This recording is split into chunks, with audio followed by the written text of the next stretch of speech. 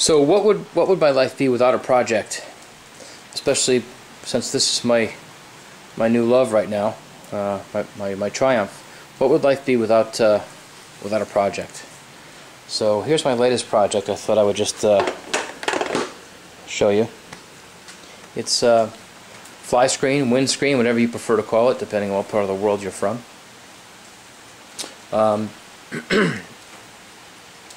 I like the way it looks. That's why I'm going to put it on the bike. I've seen some YouTube videos where some people claim that it helps a little bit with wind in terms of if you wear a half or three-quarter helmet, it doesn't kind of keeps the wind from hitting you right in the face and blowing the helmet up off your head, or blowing it up so this chin strap is, you know, pulling your chin up in the air, or whatever the hell the issues would be with the helmet. I don't know, but I don't know if that's true or not. I'm just doing this because I like the way it looks. There's several ways you can buy these. You can buy them from the factory brand new if you're a millionaire. If you've got some extra cash and you want to buy them used on eBay, you can. They're around $250. Or you can buy them completely raw, out of the mold, unfinished, which is what this is. This came to me last week, pretty much like you see it, except there was no body work done to it. It wasn't there was no finish on it, and it came to me rough in terms of the finish. It was a little needed some sanding, and the other issue is, which happens a lot with molds, is it had some pinholes. I don't know if you can see them or not. They're filled now, but like this here is a pinhole. And all these little gray spots, if you can see them, were pinholes. Sometimes you can get lucky and fill a pinhole with primer and paint. Other times, like this, unfortunately, the hole is a little too deep, and you have to get some epoxy filler and fill the holes. But anyway, this thing came to me raw, and the first thing I did to it was sand it down just to get it smooth. And because it's raw plastic, it's never been finished before. One of the things you have to do, or the first thing you really have to do after you sand it and clean it, is to apply some Adhesion Promoter. Otherwise, at some point in the life of the windscreen, the paint will start to pull away from the plastic, and it'll just be a complete mess. So once I sanded it down, got it smooth, I hit it with this. I just followed the directions on the back. I think it was 3 coats, and I let it sit overnight. Although it didn't say I had to let it sit overnight, I did anyway. And after that, I sanded it back down again a little bit in areas where it needed it, and hit it with some 2-part primer, epoxy primer.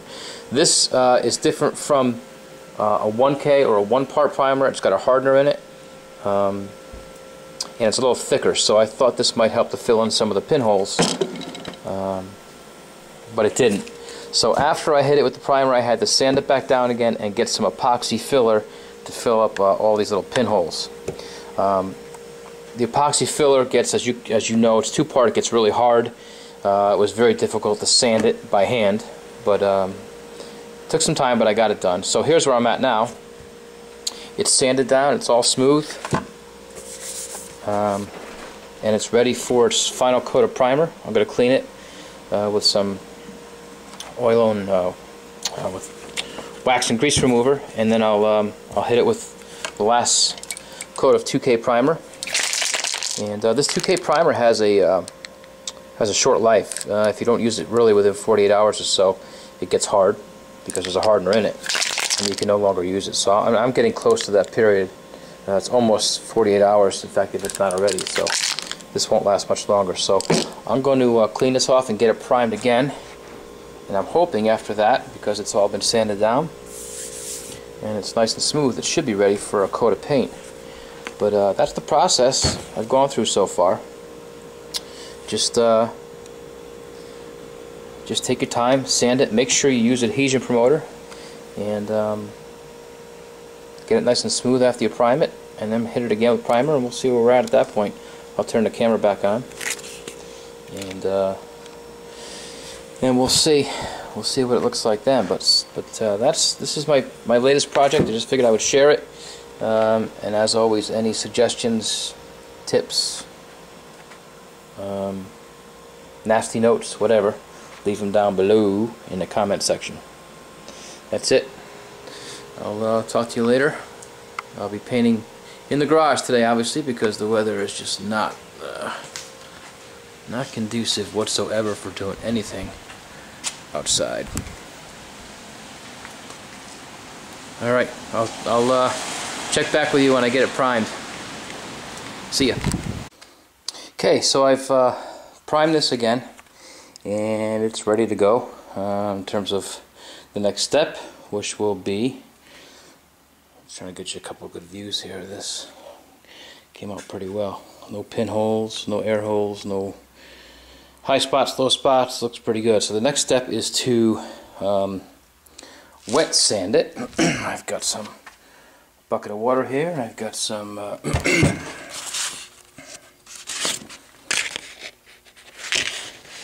do I got? 600 grit paper. I've got my sanding block, and we're going to wet sand this, get it nice and smooth, and then once it's smooth and dry, I can hit it with a coat of paint. So I'll come back to you after I get done wet sanding it. We'll see what it looks like. Okay, so we'll get a better look at this outside, and you can see, I think you can see, it's you get a good shot here in the light. It's smooth, you know. It's all wet sanded down now. The purpose of wet sanding is to get it smooth, and I think we're okay. So I'm going to hang it up outside here and give it a base coat of paint, and see what it looks like. You can see here on the back, I don't know if you can make this out or not, but there's some pinholes. These are the ones I tried to cover. I don't know if you can see those or not, but they're in the back here. I'm not too worried about it because the way this sits on the bike, it sits this way anyway, so this is the bottom, so you won't really see it. So, but where there were pinholes here, they're gone, and the same on the back here, they're all gone. So far so good. Give it a coat of paint, see what it looks like. I'll get back to you. Okay, so let me get this in the light here. We are a day later, and this has been, let's put it down here. This has been sprayed white, 3 coats. Looks pretty good. A couple of small little things in there, little spots that probably could have been sanded better, but overall it looks pretty good. You know, so next step here is to lay out my tape for the stripes, the orange stripes that'll come down the middle here. So I'll lay out my tape, and then I'll tape off everything else and get it ready to spray with the orange. Okay, so I didn't show a video of this taped up and ready to go, but it doesn't really matter. You can see where I taped off the lines will have orange pinstriping, a little bit of white, more orange. And I think it came out pretty good. The only thing is I used this tape here, painter's tape, and it's a different kind of painter's tape, and it didn't stick as well as the other stuff, so I got a little bit of overspray on the top part right here. But I think I could take some white paint on a brush and just kind of touch that up a little bit just to kind of hide it. But I'm going to take the tape off and see what it looks like. So I'll turn the camera off and get back with you in a second. Okay, this is kind of the moment of truth as you pull tape back away from the lines, but it's hard for me to hold the camera and do this at the same time. So there's one line, came out good. You're always worried about overspray from here onto the white, so you have to make sure this tape down as firm as it can be, because it's happened to me before where you don't press down on the tape all the way, and you know, the other color, in this case orange, bleeds into the white. So, but in this one here we did well. Came out okay. So let's see. Let's try this side here now. Like I said, I don't have a tripod, so it's difficult for me to do this with one hand. You always want to pull away from the edge. Pull away from the edge when you're pulling back, and pull slowly. So let's see here.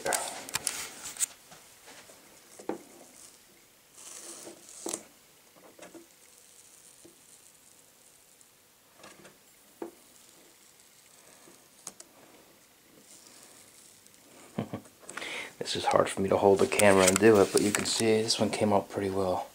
Also, I don't think we're going to have any problems there. Now let me just get down inside. This is the tricky one, because this next one is the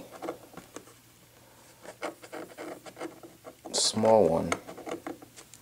The small line, which is always a little trickier than the larger tape to work with. So, can't seem to get this. Come on. Okay, here we go. So, let's see how this. Let's see how we do here. I'm going to pause the camera just because it's so difficult for me to hold it, but you can get the gist of it. Looks so far like it came out pretty good. Let me peel the rest of this back, and we'll see what it looks like. And you can see it actually came out pretty well. I didn't get any overspray onto the white. I was able to get that tape down pretty tight. And this would be the front part. Let me just pull this cover up here for a second on the bike so we can see. Okay, so obviously it's going to go like this.